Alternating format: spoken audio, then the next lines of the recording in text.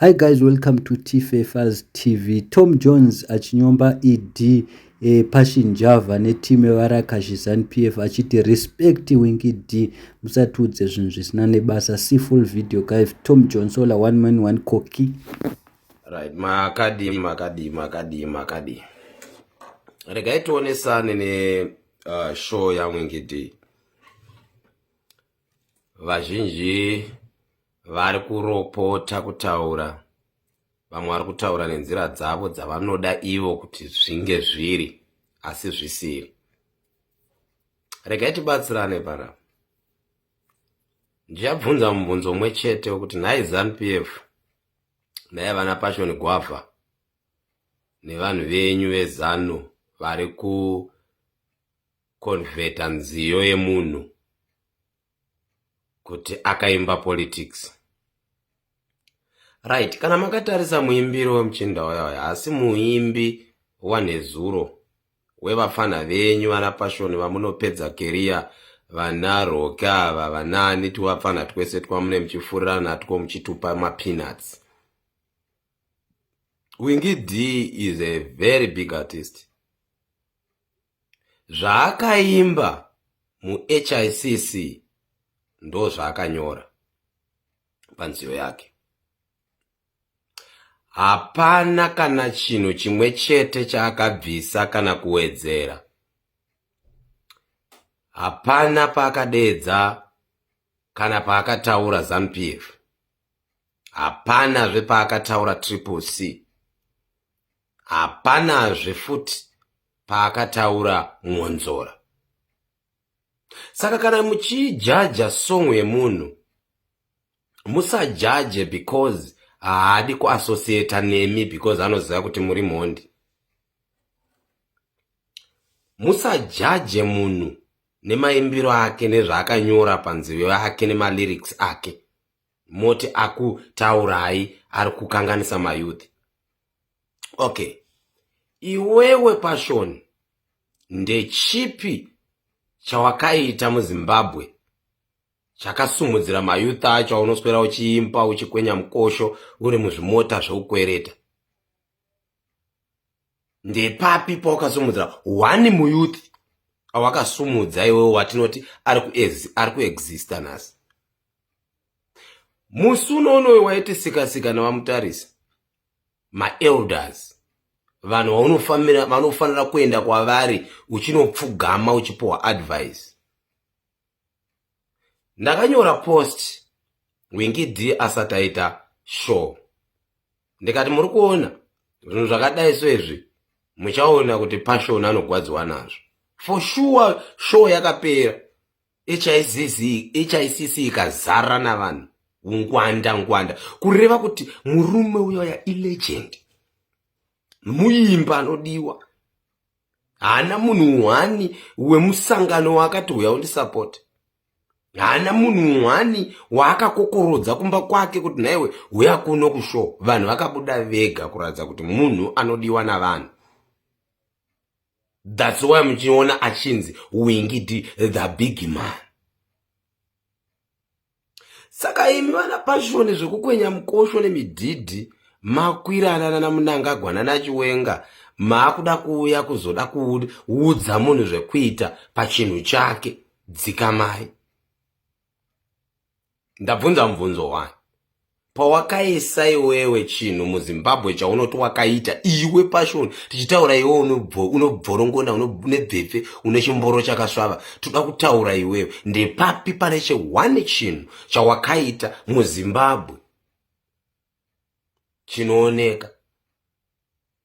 Winky D akaita mafeaturing akafeature nevafana vakawanda achida kuvasumudzira kuti vafana vangu ngatiitei basa zvinana holy 10.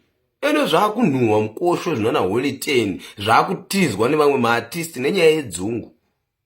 Mukazviti taurai nezveZanupf nekuda kuti Zanupf ida kuzokupai mota. Iko zvino izvi kupera kwana vafana venyu vana hola. Manje muchaona vapera. Handiti vana Micromax vakabva ndo vaiproducer zvine mongo, ndo vaimba masongs. Saka musada kudiveta malyrics ema-artist, musarwadziwe naWinky D. Winky D chibaba, ende acharamba ari chibaba. Ndosaka achinzi the big man. Vakaimba kare vanhu vaya. Imi zvenyu zvekuda kudiveta malyrics emunhu maita enyu eZanupf, dzikamai. Alright. Iwe passion kana une mari. Ndeipi motokari imwe 1 pazvimota zvako zvaunobuda nazvo uchikwenya midhidhi uchiita bonyora uri musango muchimba chako chinenge checheroma, ndeipi 1 motikari yawakapinza muZimbabwe kuti munyika mangu ndiri kupinza motikari iyi ndo yandichadhiraivha kana ndaenda kuZimbabwe, sezvo uchigara uri muZimbabwe. Tinongedzere imwe chete yawakambopinzawo muZimbabwe semunhu ane mari. Musada kupa vanhu pressure musina chamuinacho. Musape vanhu pressure if you don't have money. You destroyed mayouth acho yes. Ndakubvunza mubvunzo umwe, ndeapi mayouth, ndeupi 1 muyouth wawakambokusumudzira pamayouth ese auri kutaura kuti mayouth muri kukanganisa mayouth zvakazodai. Amuna kuuraya vana roki makeria roka kuswera nemhuri kumba. Hamuna kuuraya vana Zanupfana kwepwedo. Hamuna kuuraya makerias mangani amakauraya evana muchidya ropa ravo nesimba ravo nemalyrics avo nemavoices avo. Nhasi ndo pamuda kuuya pasocial media kwenkwenye kunge chemberi agarira dinji rakaora. Muti respect. Kana ari saWinky D mukaona mabata Winky D matobata jende rangu. Siyanai naye murume uya. Akazama nepanogona napo kuti vafana nzira inodai. But vafana venyu ndo vakaoma gotsi. Nhasi maona kuti amira ari 1 muHICC usiku hwese kuratidza kuti haana kutanga kuimba zuro. Musajairira usiku hwese munhu akamira asingapererwi nekuimba nemasongs. Winky D anoona kuimbira isvondo rose muri muHICC muyamwe masikati nemanheru. Because muimba akaimba kare nziyo anadzo. That's why makaona akaita show yakari 1 muHICC. Akaona kuti akada kubatana netumwe vafana munozotaurana pamwe. Akaita ari 1 kuti akuratidzei kuti ndiri mukwende ende ndiri murume and I am the big man.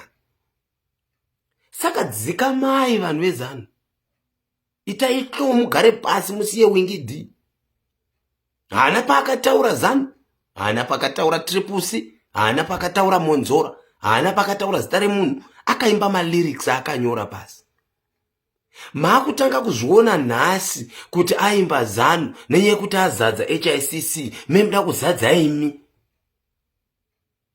Winky D haiti mafollowers ekutenga semi vana portion. Hatengi follow. And hatorina basa nazvo zvemasocial media. Anongoziva kuti anongodiwa, anongozikanwa. Haaswera achitsvaga mafollowers achiita ekutenga. Saka don't disturb vanhu vanenge vaida kusumuka, vanenge vaida kuita basa, vanenge vaida kufadza vanhu, vane vanovadawo kunzoko. Saka musada kukriticize song yemunhu kana kuti maimbiro emunhu nenyaya yekuti akaramba kuitiswa newe passion. Winky D akaramba kuitiswa newe. That's why we hate Winky D. Manje hafa akaitiswa newe, hauna kana senti you. Iwe unotorarama nezvima-artist zvaunenge uchibatira uchizvisainisa zvima-contract uchivashandisa mahara iyo, uchitora mari yese uchidya uchimusumudza nyini uri kumba kwako. So kune vamwe ma-artist asingabvumi kuitiswa. Itisai zvinona holiday zvenyu zvifana izvi zvine mavoice anenge akadzipwa anenge ameza mboro yaWindy.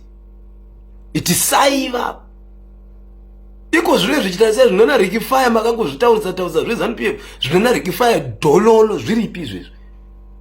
Zinya nenziyo haachabudisi nepasocial media haachawanikwi. Makamuitisa mukamusvipa muteereka. Munomusimudza tuone kuti munoziva zvamunoita. Handi munosumudza munoita mbiri mumudhaura nekuti muri mhondi, muri mbimbindoka, muri varoyi, muri inja. Siyai Winky D the vigilance. The vigilance. musiye akadaro. Haana kuya kumba kwenyu akakumbira kuti ndinyorerewo nziyo. Haana kukumbira anyone. Saka respect a fool to avoid noise. Musara kungongwangwata pasina dambu dziko. I'm sure mazvinzwirawo mega guys. Please don't forget to like and subscribe to our channel kuitira kuti video redu riende kure. Tokutendai nesupport yenyu yamuri kutipa. Please don't jump my aids guys. Thank you so much.